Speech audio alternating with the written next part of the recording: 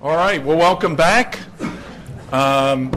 We have an afternoon that is as jam-packed as our morning was, so I hope you are fed and hydrated and rested, because here we go.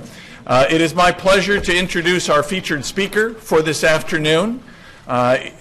It is Larry Krasner, as you know. He is the district attorney for the county and city of Philadelphia, a graduate of the University of Chicago and Stanford Law School, and before that, a longtime defense attorney. So Mr. Krasner comes with a broad perspective on this issue.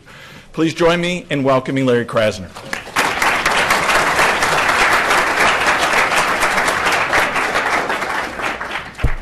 Hello? Hello? Do we have a microphone? Oh, it does? Okay. All right. You should be fine. All right. We'll know in a second.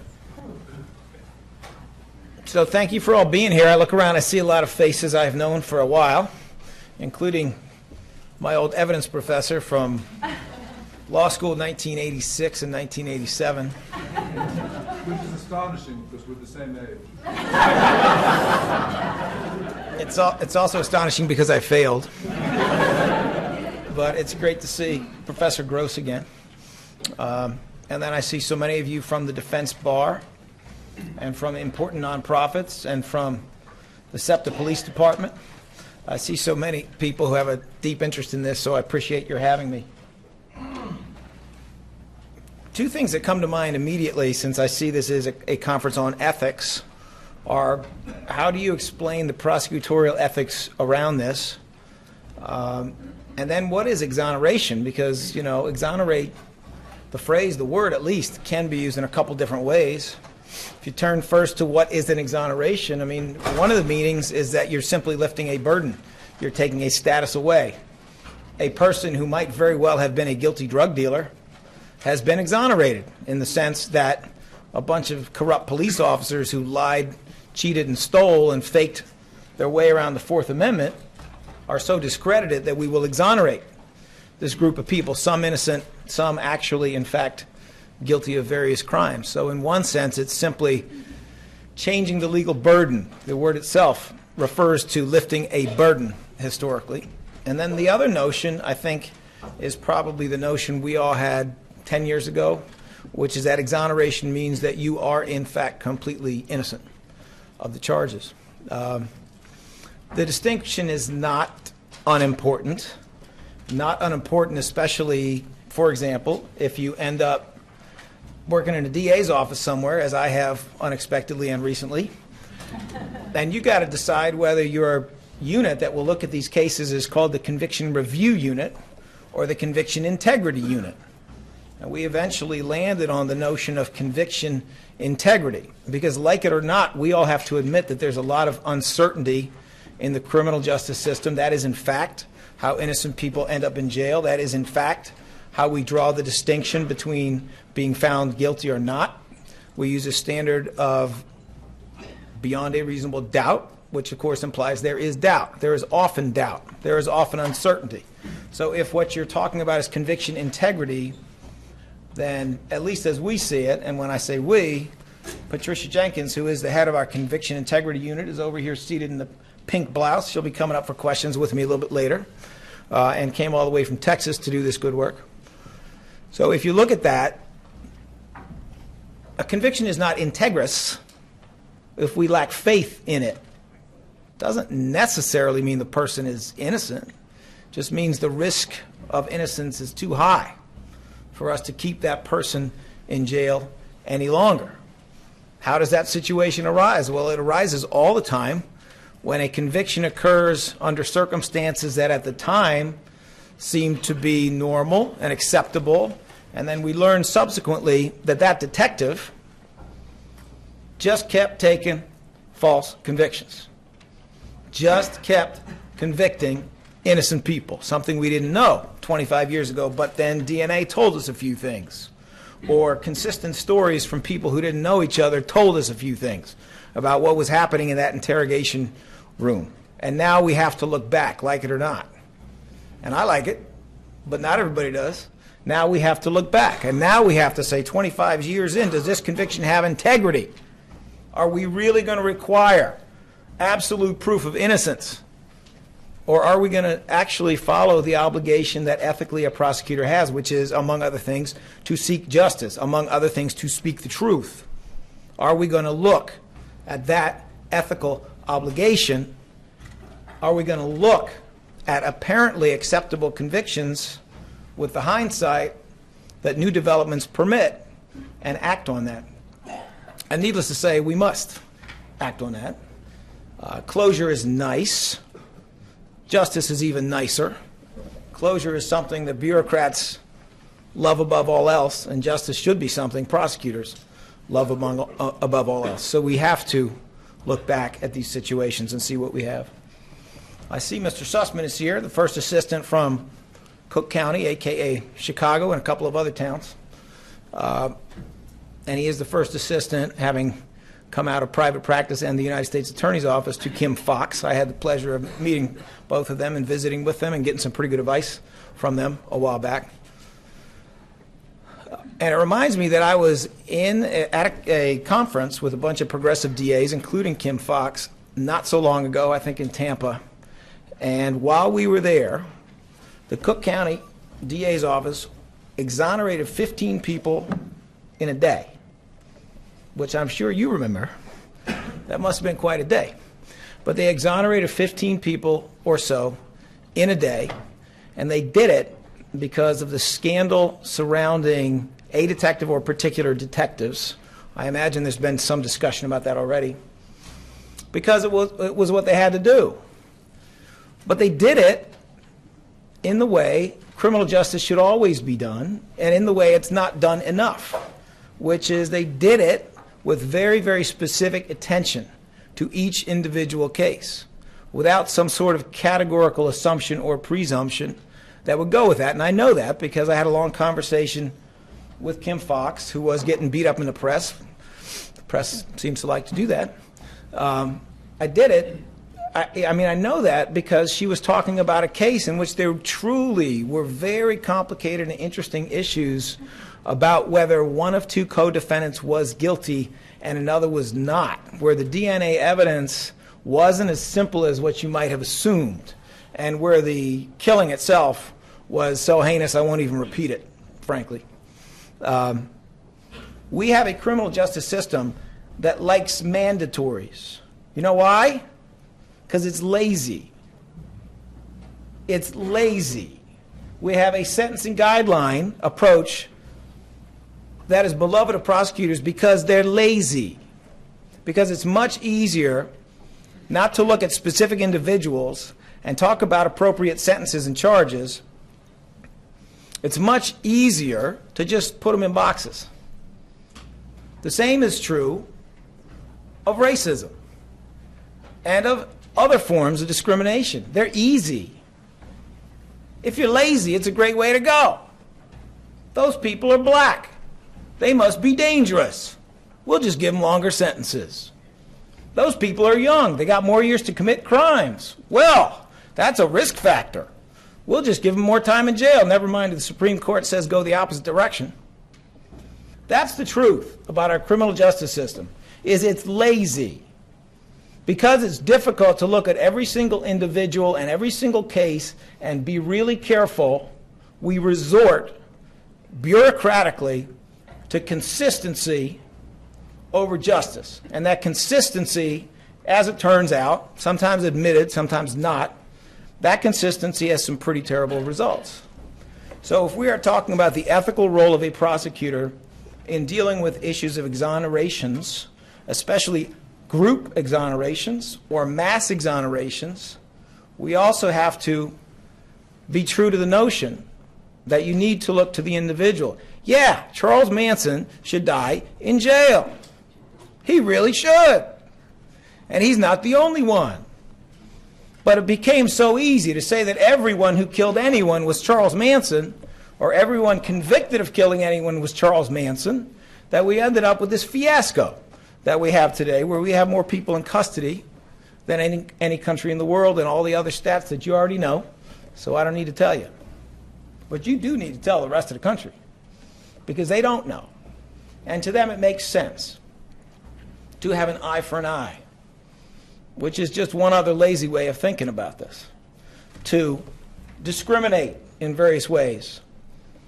To have shortcuts so that judges don't actually get to do their job, which is to very carefully and individually consider the case, consider the crime, and consider all the other factors germane to sentencing.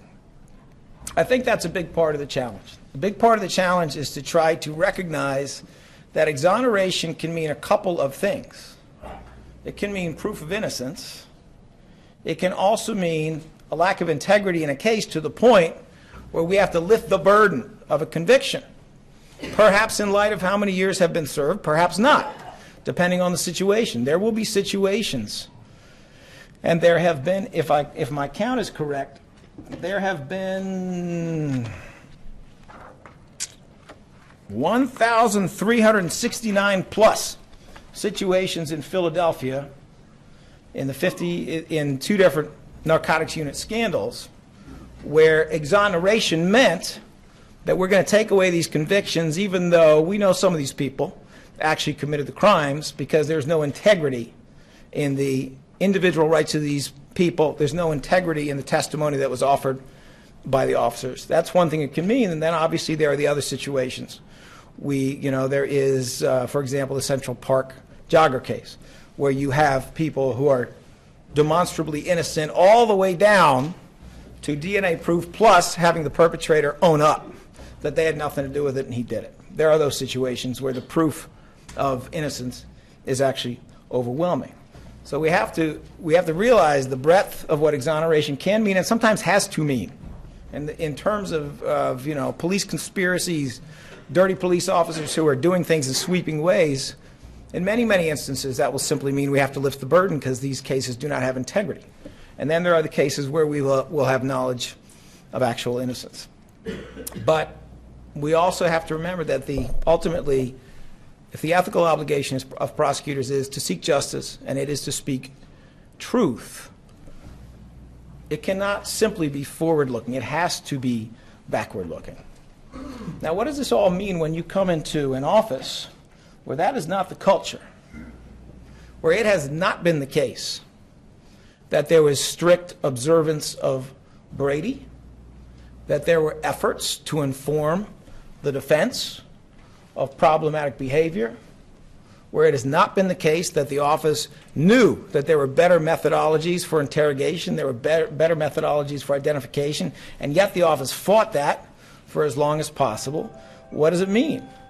Well, I mean, one thing it definitely means is it's a lot more work, and that you're going to have to do some things that are challenging and are difficult. We are in the process of trying to build a conviction integrity unit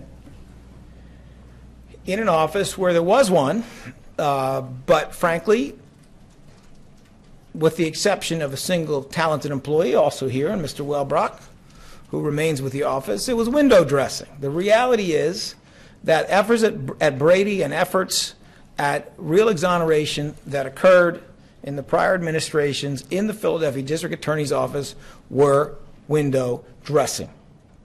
I was a lawyer in that system for 30 years, first as a public defender, then 25 years in private practice. In addition to doing criminal defense, I also did civil rights cases on behalf of people who were often suing the police either for brutality or corruption. At one point later in my career, I became chief counsel for a group of 20 or so lawyers and law firms representing a couple of hundred people who had been convicted as a consequence of testimony from police officers, best known for being dragged down to 6th and Market, which is our federal courthouse, and put on trial for corruption for about a month.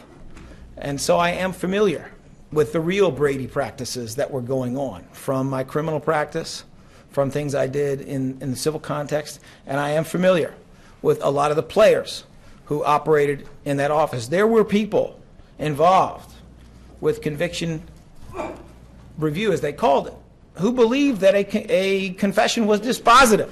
That was the end of it. If there is a confession, that's the end of it. This is a guilty person. Now, no thinking student of criminal justice has believed that for at least 15 years, except at the Philadelphia District Attorney's Office.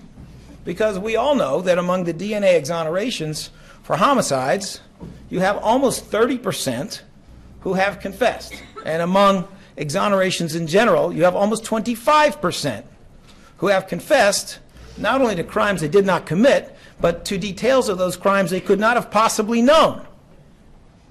Yet, the 1950s lived on in the Philadelphia District Attorney's Office, and they were prepared to bring closure in the bureaucratic sense to any complaint seeking exoneration or complaining of innocence so long as there was a confession. That's just unacceptable. That's just an unwillingness to ruffle feathers, and to shake things up, and to try to get it right. And it's the sort of thing that, as a prosecutor, and I know there aren't that many prosecutors here, but as a prosecutor or a person in law enforcement, should truly be unacceptable. The Brady practices in the Philadelphia District Attorney's Office, frankly, are not much different.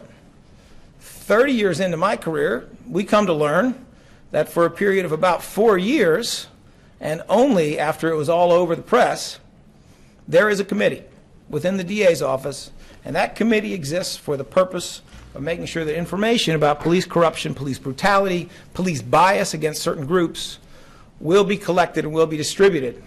There appears to have been some collection. There appears to have been next to no distribution.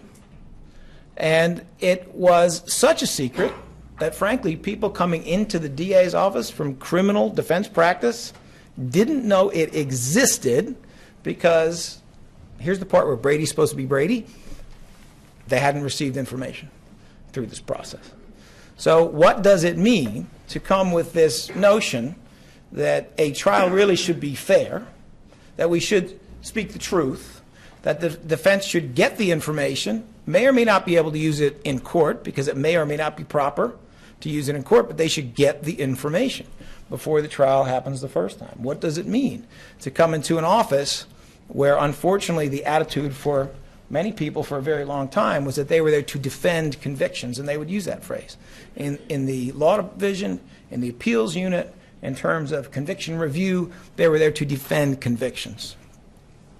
It means you got a pretty massive undertaking, simply put. It means that you have to look forward at better practices and best practices, never letting perfection be the enemy of what we can do now. But it means you have to do the same thing going backwards. And that's a whole lot of stuff. That is a whole lot of stuff to do. So, I mean, to be very candid, 100 days in, it ain't all fixed yet. It might take a minute. But, you know, we have the benefit and the blessing of having some very capable progressive DAs around the country. We will be checking in with Chicago. You know, I have met with George Gascon in San Francisco, and for those of you who don't know Mr. Gascon, I find him particularly interesting because he's a very progressive district attorney in San Francisco who took over for Kamala Harris, then DA in San Francisco, when she became the state attorney general. But Mr. Gascon is a little different because he's a career police officer. He was a police officer in L.A. He was the chief of police in Mesa, Arizona, which is about as conservative as it gets. And he was the chief of police in San Francisco when Kamala Harris was the DA. Somewhere in there he got a law degree but never really practiced in a courtroom setting or in criminal justice. He did, however, manage thousands of police officers for most of his career. And when he became the DA in San Francisco, he considered a very, very strong priority to have an integrous officer-involved shooting unit. He has been in now for 6 years. He has been reelected. He has, frankly, had some pretty serious conflicts with the police department where he used to be the chief because he wears a different hat. And, frankly, he knows what closets to open. And not everybody in the police union is on his side. And there are plenty of people within the department who want integrity just as much as he does, and they are on his side. But it has literally taken him years to bring in people involved, to bring in investigators and people who can work with him on police corruption issues, officer-involved shooting issues from outside, not only outside of the DA's office, but outside the state of California, because he was seeking to have that level of separation, that level of independence and disconnection from the local politics and the local personalities and all those other things that can interfere with having a really robust and independent investigative entity. So we have a lot to do, and you probably know some people who can help us. Maybe you're even here, but if you're not, you probably know some very bright, talented, young lawyers or maybe mid-career people who could help us. We have been attracting talent from all over the country, which is very exciting. We're getting people halfway through their careers, a quarter of a way through, right out of law school, coming off of circuit court clerkships, who never even thought that they would be interested in being prosecutors before, but they are now. And we could use some more. I would like to take this moment, if I can, to introduce Patricia Jenkins. Would you come on up, please? I'm going to let her say a couple words, and then we will open up for questions.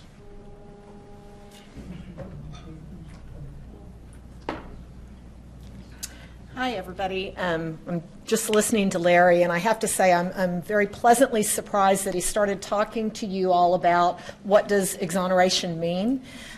Doing this work, we've had that conversation so many times about, are we talking exonerations only mean when you're looking at a case where somebody's come to you with a claim of actual factual innocence? And all too often I've had those conversations, and I've had them with people that are running similar units across the country, and what's happened is the units will only talk to you if that's what you're coming to them with. I'm so proud that not only does he talk about it, but he kind of puts his money where his mouth is. And so when he says there's... What money? I need to think of a better way to describe that, yeah. What he's done with the Conviction Integrity Unit in Philadelphia is he said exoneration means more than that. He's also, there's not a lot of money there, but he is giving us resources in order to have that broader definition of doing right and doing what's just. So just in the couple of months that I've been here from Texas, I'll tell you, we're getting another prosecutor, we got a paralegal, we no longer are limited in terms of the funnel through which we look at cases. In fact, it's gotten so wide, Larry, I could probably use about 10 other prosecutors. But the bottom line is, he is meaning what he's saying, and he's following through. And something that I've learned also in the short time that I've been in Philadelphia, it's one thing to have a real conviction integrity unit that broadly defines what its mission is.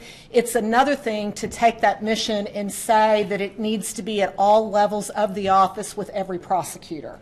And that's what Larry is doing. It's going to take a little while, no doubt.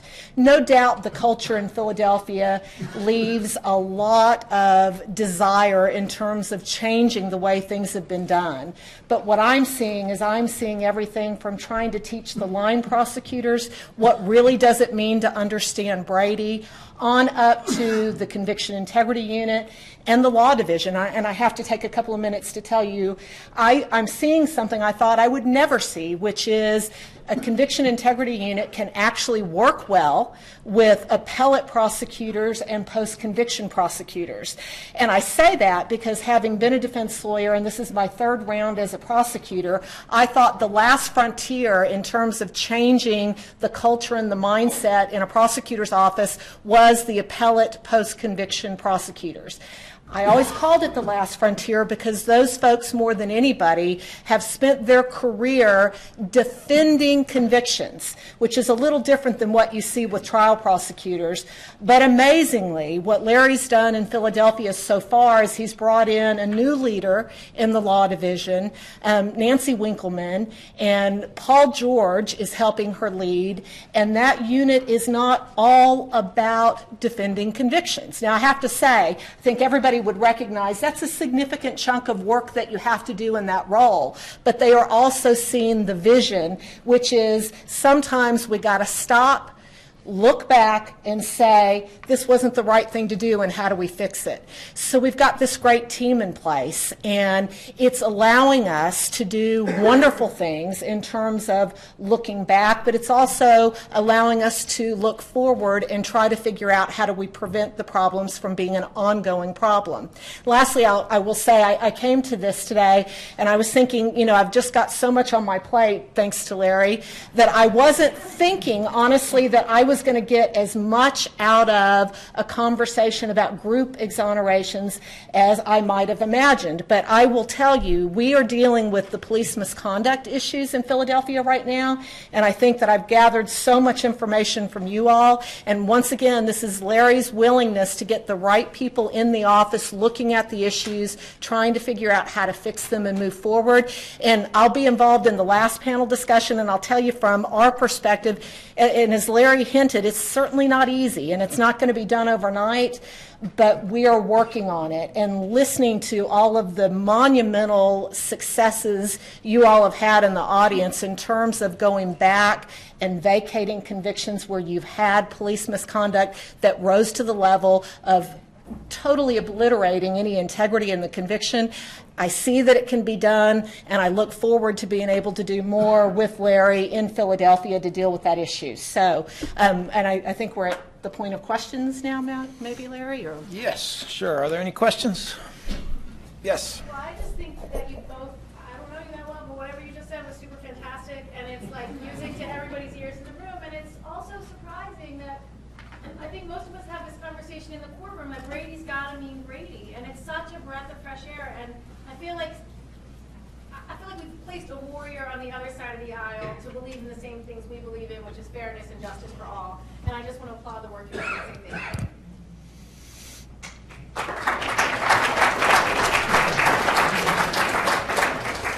A movement thanks you. Are there any other questions? Mr. Stevenson?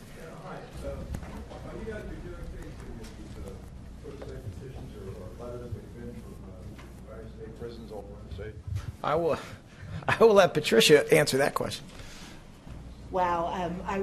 I was talking to Eric a little while ago, and he was saying that in Cook County, the number of letters or requests they're getting for their unit have increased 500%. Is that what you said?